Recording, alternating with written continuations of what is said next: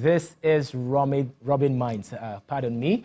Of course, you can join the conversation at Twitter at @YNigerTV, on Instagram at @YNigerTelevision. Just join the conversation using the hashtag Rubbin Minds. So, moving on to the second discourse for today. We would be looking into the government policies. Now, we'll be talking about aligning government policies to the citizens' realities. Now, you'd agree with me that most times it is assumed that every single policy that the state comes up with has to pass through a deep and critical stages of consultation before having to contact the direct object of the policy. And that makes it almost impossible for rejection. So when it is made public, it is very hard for people to reject it eventually when the policy is actually being put out in public. Now, we would reason that the consultation channels represents large constituencies who are pre-informed and, of course, enlightened on the policy to determine its acceptability. On the segment, we will be discussing government policies and how they can involve the citizen before processing it. I have with me in the studio Leonard Ebute and, of course, Usman Alabi to help me discuss this. Welcome to the show. Thank you, Hero. Nice to meet you. Yeah, thank you. Okay, so Leonard, you're a public analyst, and of course, Usman, you're the project manager for Y Monitor. So let's get straight into it. Does the rejection of the RUGA settlement, does it sort of expose a pre-existing rot in a policy-making body? Yeah, I believe that's an easy answer. It's clearly a yes. First of all, in the way and manner the policy was sort of shared even before we knew about it. First, you came with a cattle colony thing. It was rejected. Then you changed the name. You call it RUGA. It was rejected again with threats and all that. You see, the point here is this. What problem is the government trying to solve? The government is trying to quote them, solve the incessant crisis, problem of incessant crisis between herdsmen and farmers, right? But you're addressing the policy to favor one segment of that divide. You want to take land in the south, for example, in the middle belt that are arable land currently, and you want to allocate them to pastoralists. You haven't solved the problem. It is the ownership of the land that was the problem, but you want to take it away. So you have indirectly given apportioned rights of ownership to a people group. Now, the whole argument of, okay, RUGA is rural grazing area, and it's for everybody and all that. I mean, it's water under the bridge. It means nothing. We know who pastoralists are in this country. It is an ethnic group, 99% the Fulani people. And for God's sake, these are people that do not respect geographical boundaries. So in the first place, a lot of things have to have happened for this to be possible. Who are the Fulani people? Are they Nigerians? Are they Malians? Are they from, migrating their cattle from all over the north of Africa all the way down? Who are they? Who do you want to settle? Are these Nigerians? Where is the best location to settle them? Do we even have competitive advantage in meat production? The honest truth is that we don't. Beef is banned for import into Nigeria, but we don't have scarcity of beef, right? But if you go to agriculture, arable crops, for example, Nigeria imported 5 million metric tons of wheat last year. You can cultivate that from 800,000 hectares of land. It tells you that we do have a local gap in arable farming, arable crop production, but we do not have that much of a gap in beef production. So why are you prioritizing beef over arable farming? It doesn't make sense. Okay, the only reason why we're having this conversation is obviously because of due consultations were not made. I believe the stakeholders were not consulted. But Usman, I'd push that question to you. Do you think the federal government made due consultations with the necessary stakeholders? No, I don't think so. Now, the essence of policy is just to solve problems. The reason why you come up with policies to solve problems. And then it is assumed that when you come up with a policy, it is almost impossible for that policy to be rejected. In a situation whereby you come up with a policy and more than 70% of the population are rejecting the policy, it actually means that something is wrong somewhere. And then there are the input and the output process of formulating government policy. Now, at the input level, it is assumed that the sections of the population that represent large constituencies of people are duly consulted. For example, governors, agricultural stakeholders, pastoralists, traditional rulers. These are the people who will, in one way or the other, disseminate this kind of information to understand the pulse of their people. Yeah. So once that policy comes out, you know that it is something that is generally accepted. But what we have in Nigeria is that the input side of policy formulation is hijacked by a cabal or by a group of people who are also presumed and who are seen as people who formulate policy for a group of people. Do you understand? So you have an input side that is meant to be general, that is meant to be representative of a larger section of the country, but rather it is presumed to be formulating policy for a group of people. Okay. And when the output comes out, what we have is what the discontent we have against the RUGA settlement. Oh, okay. But yes, the RUGA settlement has been suspended, but it hasn't been abolished. So there's every possibility that it would come up again. Now, you made reference to the policy favoring a particular group of people, but the federal government has come out to say that it's not just for that set of people, that it also includes other farmers from other tribes. I made that comment, so let me clarify that. Okay, there have been well-articulated policies to lay emphasis on crop production, especially for crops that are deemed strategic. There's a staple crop processing zone for cassava, for rice, and all of this. All of these locations are still completely undeveloped. Completely. There are about 5 staple crop processing zones in Nigeria, absolutely zero investment in developing the required infrastructure to make them functional. Okay? Then you layer upon that, and these are strategic crops that when you look at the demand-supply gaps, you look at global pricing, you look at even relevance to global food security and even national security, they are like the top 5. So you're saying that the government... Then you layer upon that a strategy for animal husbandry where we have zero competitive advantage in Africa. Botswana has more livestock than Botswanans. Okay? So we have zero competitive advantage in meat production. It's not strategic to us at all. And then you create a policy where the participants in that sector are 99 to 99-point-something% an ethnic group that also formed the larger proportion of herdsmen in Nigeria. So every time there is a herdsman crisis, it is Fulani herdsmen. We create a distinction just for news. We create this distinction to be fair. But the honest truth is... Sorry to cut you short.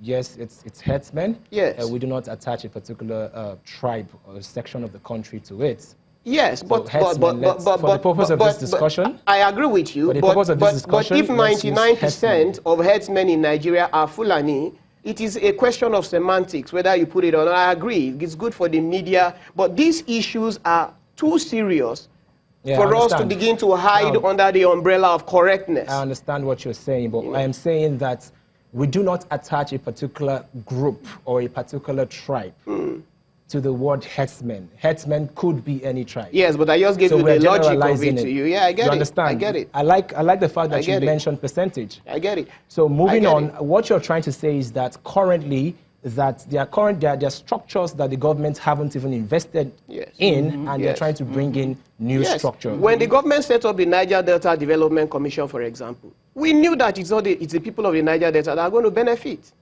We don't have to call it by any other name. No matter how you want to color it, it is intended to favor the people of the Niger Delta. So when you form the RUGA, whether you construe it, you mold it in any way, it is clear to even the most basic of logic to say that it is intended to favor these particular people that are practitioners in that sector. We'll get back to you. We'll get back to you. So Usman, this is one of the policies that have actually, I'm talking of the RUGA settlement, it had an outcry, a widespread outcry all over the nation. So do you think Nigerians are becoming more proactive in kicking against certain policies that do not favor them? Yeah, let me put it this way. I do not want to directly subscribe to that, but I would rather say that we are beginning to have very serious and active civil society group. Okay. So that's what I'm going to say with you. So we have very serious and active civil society group who could go beyond the usual boundary to communicate government policy in such a way that they could stimulate actions in the minds of the people. A typical Nigerian on the road may not necessarily know what is RUGA.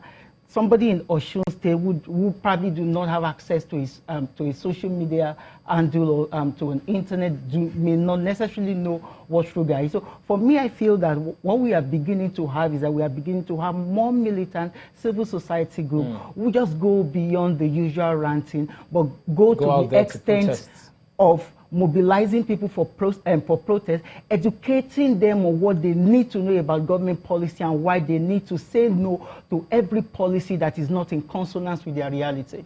Okay. Osman, you're very passionate about this particular topic, and I gathered that you're also from a particular... Yes, for obvious reasons, I'm from Benue State. Benue State, so that would explain the passion. Apart from that, it is an I'm coming. I want to respond to that. Yes. Can I ask you the question? Go on. All right, so I direct the questions, you know what I mean? No offense taken. Go on. You know, so your governor, Governor Autumn, has actually kicked against it. What do you have to say about that? It's not as if he had any other option. It's a one way for the people of Benue State and most of the South. See, the engagement between the herdsmen and the farmers in the Middle Belt constitutes an existential threat to the people of the Middle Belt who have no other homes. The herdsmen have multiple homes. They move from place to place. So it is really not a big thing for them if this whole area goes ablaze. They are going to migrate someplace else. But for the people of Benue State who are indigenous and residents, it represents an existential threat. And so when you are dealing with an existential threat, you don't deal with kids' gloves. Autumn mainly spoke the minds of the people of Benue State where he governs. And I think it is very, very clear. The smallest state in the north of Nigeria has over 22 million hectares of land, the smallest one. Agro density in the core north, northwest, north-south is less than 30% of the land mass. You can take just 2 states in the up north and you will resettle all the herdsmen in this country plus extras without affecting their own capacity for arable farming. So why do you want to come to a state like Benue State, or for example, where agro density is close to 50–60%, and everything everybody does there is farming and civil service? I think the intention cannot be to promote agriculture. Because if the intention was to promote agriculture and that was a strategy, the best place for settling herdsmen from an ecological point of view, from a pure agricultural analysis point of view, is not anywhere in the Benue Valley. It is somewhere closer to the Adamawa area, the Mambila area, and all of those places with their lush vegetations and free space. Yeah, but this is why I side with those that believe that there is an agenda different from an economic agenda driving what is happening with all this RUGA and colony and whatever you want to call it. Okay, let's try and cross-pollinate these 2 agendas. Now, the government is coming out and they're saying that the agenda is to end the crisis. Yes. And then from the other side of the divide, the argument is that it's for a certain group of people and it will favor a certain group of people. So what is the way forward? If I'll come back to you.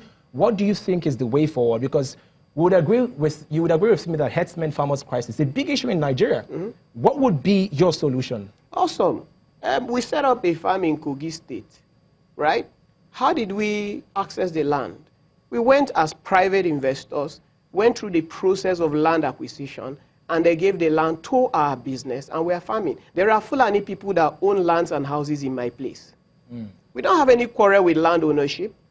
But for the government to unilaterally hijack a piece of property and hand it to an ethnic group wholesale is not only unjust, it is criminal. Because land is vested on the state governors by law, and by proxy, the custodians of that land are the people resident therein with their traditional institutions. So the federal government by law has no authority over state land. So to even propose it without consultation with the state governor insults the spirit and body of our constitution. And secondly, cattle rearing is private business. If I can go through the process of securing 13,000 hectares of land in a state that is not my state so I can do my business, then a serious rancher or herdsman should be able to pursue that course of action as a private business. If there's going to be a government policy to aid that acquisition, that is a different thing. Then it must be emanating from the states that wants to adopt animal husbandry as a strategic lever for the agricultural development. Okay, okay. Usman, of course we have the discourse in front of us, and it's been a heated one, I might say. Now, how do we now align government policies to our current reality? It's not my responsibility as a citizen to align government policy to my own reality. It is the responsibility of the government to align its own policy to the electorate that elected it there. Leon had mentioned critical cases in the Middle Belt, which is that the present government, I'm not exactly referring to a certain administration or not, but the fact is that the government for more than 6 years, for more than 7 years, has failed to understand the context of this problem. And that is why whenever they come up with a policy, the policy do not rightly address the real situation. It does not address the reality of the people there. So you know what exists. You know that there is need for due consultation. You know that there are people who are representative of certain constituencies over there. You know that cattle rearing is a private business. And in other parts of the world, revenues are generated in large tranche on this. So the most important thing is that government needs to understand the context of policy formulation and not just dump policy at the doorstep of the people. Then another thing is, like I said earlier, which is the output part of policy and also the input part, and also the input, the output, which means that the input part of policy is when governments hijack a part of policy formulation against the interest of the output is when this goes out, and then the feedback is what you have against RUGA. Fantastic. Which is what happens. I'm very happy that we have young men who are very well versed with governance and well versed with. Are we throwing one line before you shut me up? I'm coming to you. So Usman, I'm glad that we have active citizenry, and there's a conference coming up. I'm aware. So can you tell us a little bit of the conference, because I'm very sure that people out there need to know about the conference so they can actively participate in active citizenry. So the Nigerian Symposium for Young and Emerging Leaders is an annual conference organized by the Future Project. And this year we are particularly focusing on our theme, which is turning the curve, aligning government policy to suit our reality. And we have about 3 panel sessions that are very strategic to what is happening currently. One of the panel sessions talk about how do we deal with this chronic problem called insecurity. Okay, when is it happening? One, it's happening on Friday. It's happening by 8 a.m. in the morning. Hajib Hall Muslim Center. Hajib Hall Muslim Center. Thank you so very much. It's been a pleasure chatting with. I need to throw in one line very quickly. One line to the current Minister of Agriculture. On RUGA, is your office trying to improve Nigeria's meat production capacity, or your office is venturing into a project to settle the Fulani man? If it is number 2, it isn't your business. You should focus on number 1. Thank you so very much. Any final words? Yeah, my final word is that Nigerians should remain active, should remain vigilant, and they should always protest whenever there are issues that are in consonance with that are not in consonance with their social reality. Thank you so very much. Thank you very much for coming on the show. I'll definitely have you some other time.